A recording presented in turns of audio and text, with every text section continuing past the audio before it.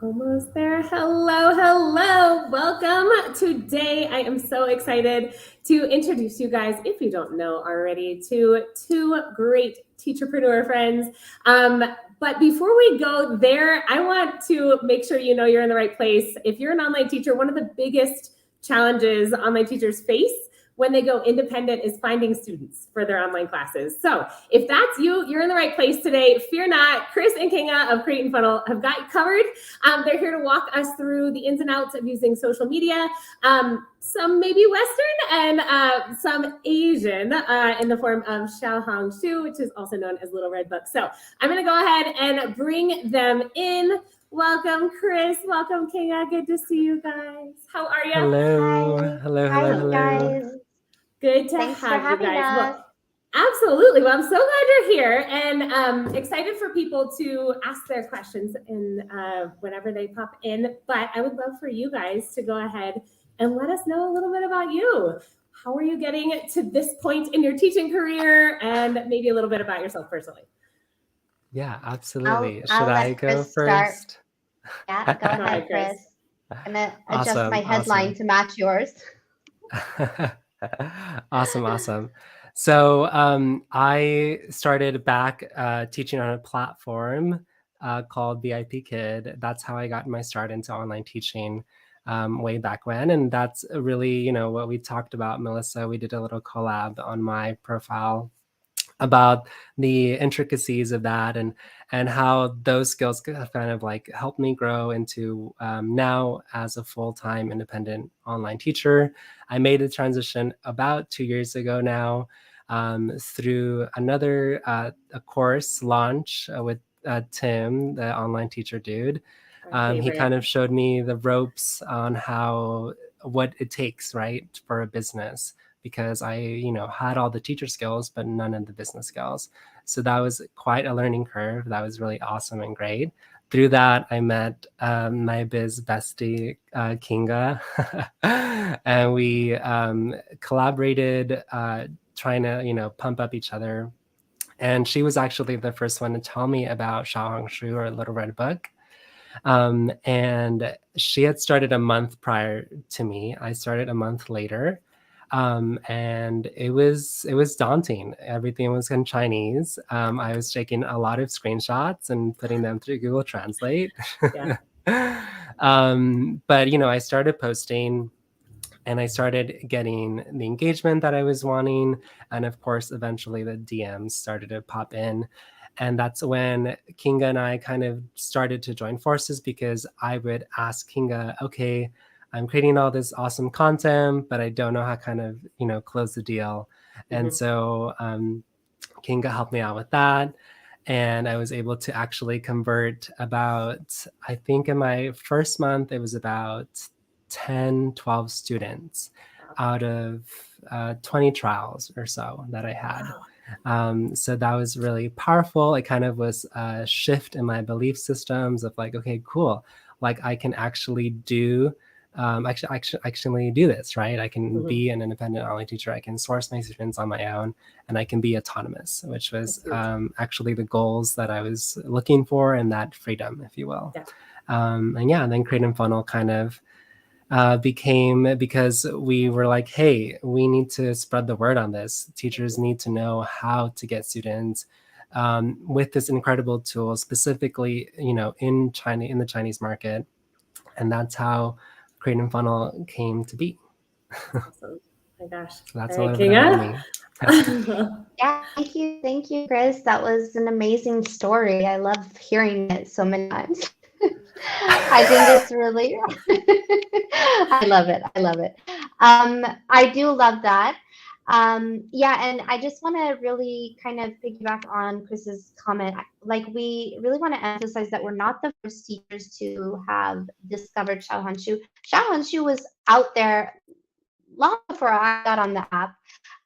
It's just that we were kind of the first people to really pass this information on in our community on such a massive scale, I would say. So we've always been, adamant about spreading the good news. Um, and we've been able to help a lot of teachers launch their own Chinese social media marketing strategies, following our framework of keeping each other accountable,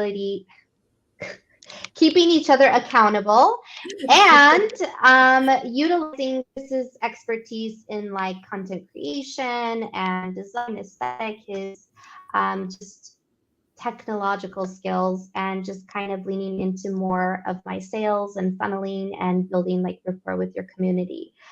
But just taking it a step back, I also my start in a very similar way as a lot of teachers did in the space through Tim's launch going solo course, former launcher here.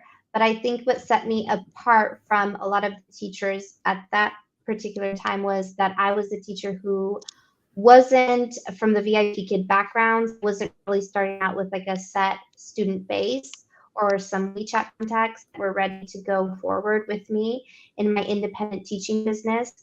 So when someone shared the info about xiaohongshu with me, it was like all I had. And, you know, I just went on there and I gave it my best shot. And in the first month, I converted 15 out of 20 students. It took a lot because I was on that app all the time. And yeah, and that was amazing. So, you know, it was an effective tool for me to grow my student base from zero. And Chris also to expand his student base as well. So yeah, it's an amazing tool, and we're really excited to share more insight about it. That's huge. Well, and I think it's important for people to hear your stories, because a lot of us came from that platform background. Kinga, you were on another platform, not VIP Kid, but you were elsewhere. And so we're all kind of in this mess trying to figure out what this was going to look like. And then, you know, where do we go? And for people who are just starting today, they're kind of feeling the same thing. Where do I go? What do I do first? So Absolutely. I love hearing these stories, and I'm grateful for you guys sharing yours. So thank you for that. And conversion, king and queen here, sheesh. So that's another skill that I think we can get into. But before we do that, if people are still on the fence, and you know, my answer is going to be diversify, but if people are still on the fence about whether they should teach on a platform or whether they should teach independently, can you give us a quick, you know, elevator pitch type, this is why? What are your biggest reasons? Maybe one reason from each of you would be good. I know Chris and I have rehashed this a lot in that recent collab we did. So Chris, what would you say? What would be your biggest reason? My biggest reason to go is, so just to be clear, is that like the biggest reason to go like fully independent? Correct. Okay, yeah. So I think my biggest reason for me is freedom, and freedom in all sorts of sense. So whether that's your freedom of time, financial freedom, health freedom, mental health freedom, being able to kind of just enjoy the work you do and the things that you're creating for yourself, and everything that's kind of returning to you. So this full circle moment. And so that's what I would say that's the biggest reason to go independent. Yeah, he hasn't left you much. What would you say? Well, actually, it's very interesting. I share this little anecdote very often, but when I was like at this fork in the road of going independent, I just lost my teaching job, full-time income, building a house, supporting a family. And I was at this fork in the road of accepting a job offer for $9 an hour, which I had been teaching maximum at $15 an hour with my former platform, or going fully independent. And everybody around me in my family was like, take the job, take the job, take the job. And something in me was like, I know if I take this job, I will never give it 100%, build something that's my own. And I'm so glad that I listened to myself, because nothing beats charging $50 an hour base rate. Yeah. Number one, I mean, I'm sales, so let me just be transparent about it. Yeah. Nothing beats time freedom, but having that flexibility with my clients. Yesterday, my daughter had a kindergarten performance. I told my clients, guys, I need to take the day off and be there for her. No problem. Enjoy, have fun, send us pictures. See you later.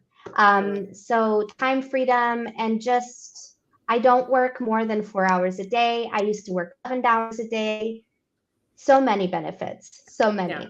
So okay, well, I'm glad we've got that out of the way, because that is, if you're still doubting whether platform or independent is where you should go, please hear them out today. And I'm also going to share something that they've put together. They've got a guide for the do's and don'ts of using xiaohongshu. So pick that up. We'll throw that in the chat very soon. But I want to hear from you guys. If people are like, all right, I'm here, I'm with you, talk to me. How do I use this to get on there? I don't speak Chinese, I don't either. But actually, when I was messing around in there today, good old Chrome is letting me choose English Translate. So at least that part, that like logging in, I can get in English. But how do we deal with this? And you guys are welcome to share your screen if you find that's easier or want to show us anything. But what would you do as in step one for using xiaohongshu to find students? I'll start, Kinga, if you're okay with that. Yeah, absolutely. Chris is actually the expert about like the algorithm of xiaohongshu and engagement, and definitely the tech aspect of navigating the app. So I think he should have the floor there. Okay. So I think the very first logical step would be to go to xiaohongshu.com, because that's where you can actually get the latest update or version of the app. Yes, it's available on the App Store. Yes, it's on the Play Store, but we always kind of recommend our teachers to go straight to the home site, because there's a QR code. You simply scan it with your phone and it starts downloading the app right away. So first and foremost, you want to make sure you have the current version or you're downloading it from the homepage. So that's right off the bat, first thing to do. And then, of course, going in on the app, you'll go through a series of registration steps like any social media app, which basically comes down to your username, binding it to your phone, and then choosing your interests. Because before you hop into a social media app, and I think this happens across all of them, if I'm not mistaken, but you're going to choose your interests. So you can choose from like food, education, knowledge, history. Don't fret when you get to that screen. Don't panic, teachers. You can kind of choose whatever best interest you like, because this is a questionnaire that the app is asking you as a user. And it's obviously always going to be shifting and moving and changing as you interact with the app. So no need to worry on that page. So then you are all said and done. You got popped up into the home feed, and you'll kind of see a similar pattern, I would say, to Pinterest, because they're kind of these rectangles in two columns. There's also now, we always recommend, video content is king. And now there's a specific video button at the bottom of the bar. So you have your home feed, your video, upload button, and profile, and messages and comments. So then you can kind of view just kind of scroll, take those first minutes once you pop up into your home feed to kind of scroll and kind of see, what this is about. My very first sensation when I registered was like, I had this feeling that I could like peep into a different part of the world, and my curiosity nature was like, wow, I want to like learn, see all of it. So we always recommend kind of just looking at your feed, getting familiar with the app the first week or so before even thinking about posting. Okay, so create the account. Let's just recap a little bit. Create the account, explore, and then am I creating a profile next? Yes, so next you'll be going into setting up your bio, similar to Instagram. You can change your username. So if you're kind of freaking out about that at the registration page, don't stress either. You can kind of go with with your business name, etc. But then it's setting up your bio, and that's going into the settings. And that's the part I think where we need to start taking screenshots on your phone, because that's the part that is heavily in Chinese. Okay, well, and Martha just asked this. I missed the beginning. I'll check it out. I see it's in Chinese. I hope I can use it in English. So you're telling us, I mentioned that if I use Chrome, it pops up with a little Google Translate notification, choose English. So Martha, number one, choose English. Number two, we're taking screenshots?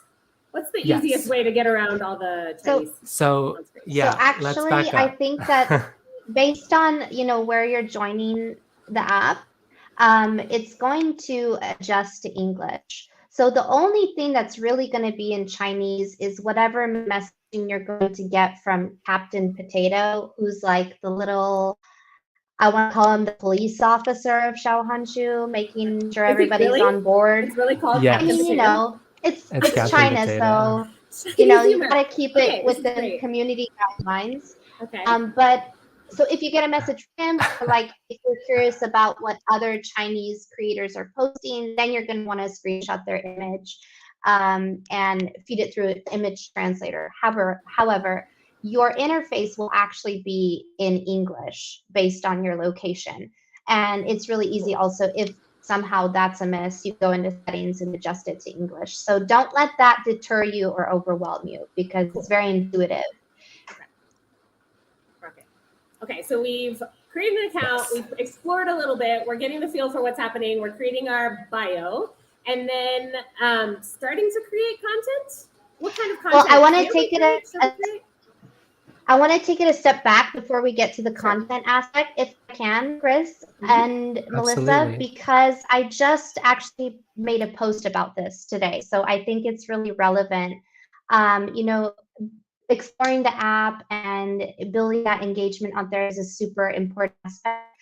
But there's also a lot of things that have to happen behind the scenes before you can get into content creation. So you guys can go ahead and head to my Instagram and check out the post. But the three tips that I would recommend if you guys are just starting are choosing your star student, which in our terminology means picking your niche, because that is going to attract a specific kind of student to your profile, which further on down the line is going to allow you to charge those higher rates. Optimizing your bio and profile for your star student. Chris talked about that a little bit, but also, keeping in mind that these are Chinese users. So optimizing your profile and your stuff for them, creating a user-friendly experience, and trying not to get into the trend of copying other teachers' profiles and content. Inspiration is okay, but you have to show up as your authentic self in social media. And I think that kind of leads us into content creation. So we could get into that. Yeah, absolutely. So what are we creating, and who are we creating for? Because Kinga, you brought this up before. If we're teaching kids, if our star student, as you mentioned, which is our niche, our ICA, lots of words for this, but if our student is a kid, they're not using xiaohongshu, correct? It's their parents who are going to be signing up for class. So we're creating for parents and keeping them in mind. And they're Exactly. not footing the bill. The kids are not footing the bill. So you also have to keep that in mind, right? So you're telling me I shouldn't show up with like puppets and like my happy face on to like try to encourage kids to be like, stop teacher, I like that one. That's So I wouldn't start with those type of content ideas. Those are nice to have as kind of bells and whistles in your profile, but definitely not starting with that, because like you said, Melissa, the people that are using the app specifically for kids, for example, are the parents of the kids. So yeah. So what are we creating? Are we trying to like not do certain things, especially if this is Chinese media? Just going back to what you said, Melissa, I mean, it's okay to, do the whole happy teacher props and very animated if that's your vibe. If you're targeting a young learner, that's totally fine to show up that way, because actually, like, the parent might be showing that video to their child, right? But flip it in a way that you can serve value to that parent. Like I said, maybe this is an educational, informational video they might be showing to their kids. So basically, you want to create your content in a way that serves value specifically to your star students' needs and encourages them just through the content alone to reach out to you. Okay.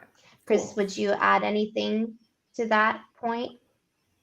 I think you got it covered. Yeah.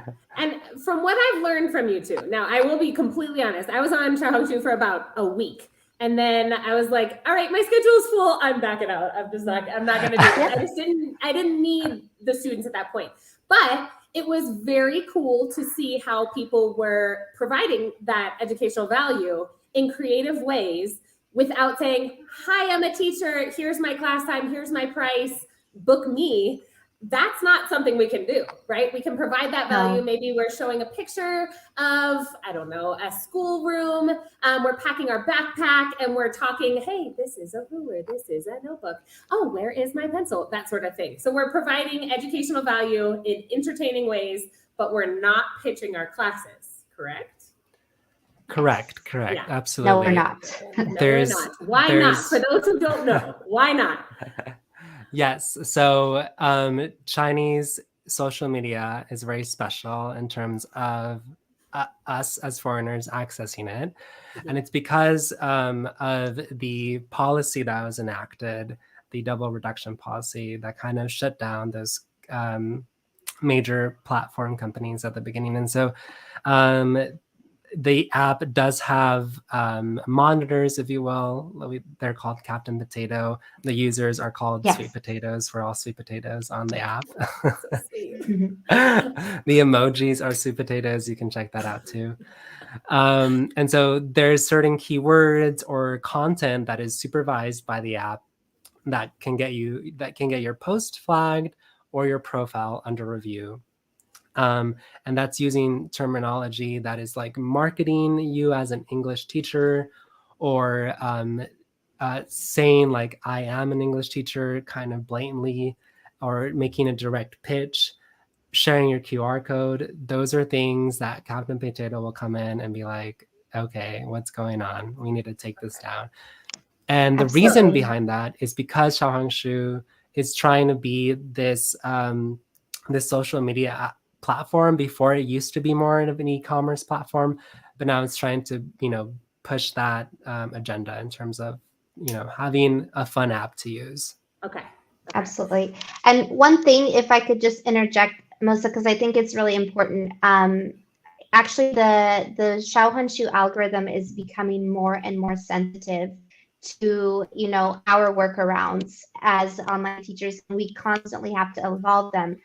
And a prime example is the fact that you can't even share your contact info in the DMs anymore if you type out your ID in any way. So one parent suggested to me to write it on a piece of paper and take a picture of it and send it to her that way. Like, it's super sensitive.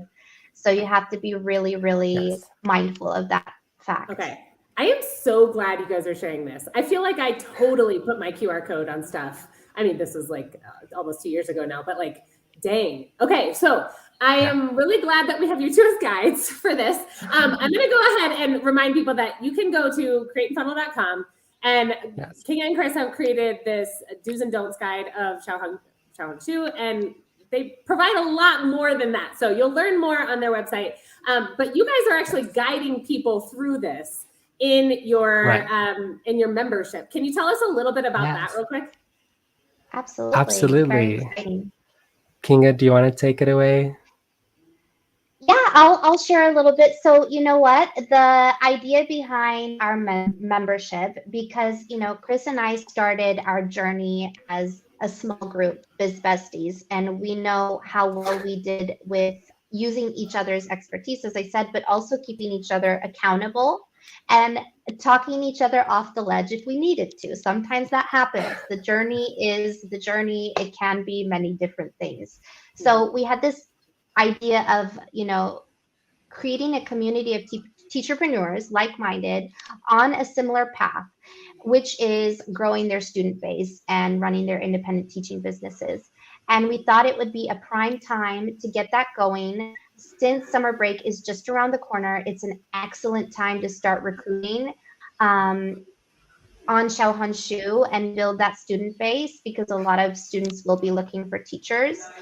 So that's basically the idea behind it. Chris, do you want to share some more info on that?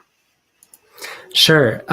So our community has just started last month, and we came up with a name just recently. It's called Teach to Thrive Community.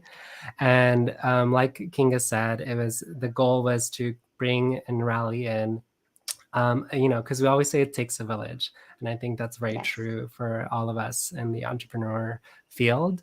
And so we wanted to take the opportunity to bring members into a Slack channel.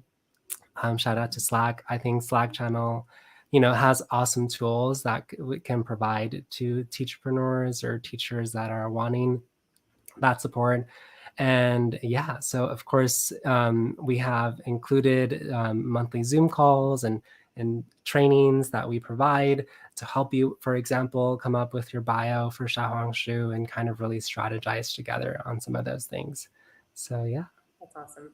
Well, I love that. And specifically, you guys have a unit on xiaohongshu. So if people are wondering, like, I'm interested, you got my ear. I think if you're not willing to just charge out there and try it out, get in touch with Chris and Kinga and head to TrainingFunnel.com to check that out.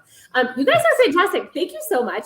And as I mentioned on my stories today as we were getting ready for this, I think it was so funny to think back as you guys are like some of my first teacherpreneur friends that we made in this space. Yeah. So all thanks again That's to amazing. Tim. OG. And and Yes. my teacher dude and The everything Godfather. everything that we've learned has come from him. And it's just a joy to be able to see kind of the different lanes that we've gotten to pick and just kind of run in. So I love that. One last thing. This is something that I love hearing from people who are kind of in this space. A lot of times we're just like in this headspace of like more students, keep the income going. This is our job. We just got to keep running. But I think something interesting to do is to just pause and something that's really exciting. What's going on in your head in terms of what's really exciting about having a teaching business at this point in time? What's something that you're excited could be in your life or in this point of history? What's exciting to you about having a teaching business right now? Wow. That question actually like had me, I have to think about it because like you said, Melissa, it's always like go, go, go, go. But for me, I think the most exciting thing at this current moment is being able to grow my professional mindsets when it comes to owning a business and valuing my time and my teaching skills, and kind of in a way, kind of summarizing really brief, letting go. I kind of am learning to kind of let go, and kind of, I know this is going to sound a little bit philosophical, but kind of like ride the wave of life, if you will. Okay. And and kind of use that, not interfere with that. So going, Cool. Yeah. That's exciting. Yeah. I'm glad. It is a wave. That's true. I can identify with that too. I feel like it's something that I'm like, just take the next right step. We don't know what it's going to look like a year from now. Just take the next right step. Exactly. Cool. Kinga, what about you? For me, when I think about like my teacher biz specifically, being able to call the shots, definitely, but having my business like work around my lifestyle and family, I guess I didn't say this enough because I have a mentor and she told me like, I didn't even know you were a mom. And I was like, maybe I don't share that aspect of myself in fact a lot. I am a mom. I'm a mom of 2. I missed a lot of my kids' lives. When I was a platform teacher, I missed a lot of those moments, and I'm.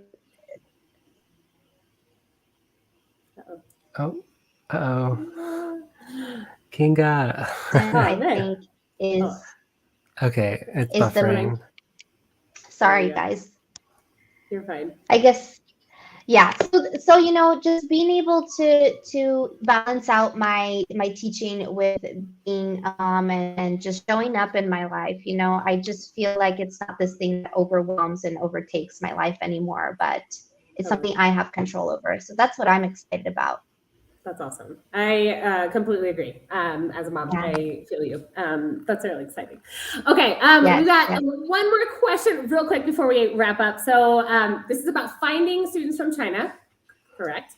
I'll try it out for sure. Question, which tool do you use to keep your lesson bookings organized as freelancers? So true, because before it was just this nice little organized thing. I'll hear from you guys too. I use something called Notion. I think we're all Notion fans here. You may be getting a little bit of a biased review of Notion here. We're Notion users. Notion is it. It's beautiful. That's And it. actually, That's this is a the great answer. tip. So No, Martha, kidding. in 2 weeks, I'm going to be hanging out with someone named Lauren. She is awesome at Notion. Wow. So we are actually going to Great. create a lesson planning template live. We're going to see how it goes. Wow, that. that's great. I love it. See that on our live. We're really excited to share that with you guys. But Martha, we would all recommend Notion, but you can also use something like, Google Docs, Google. Absolutely.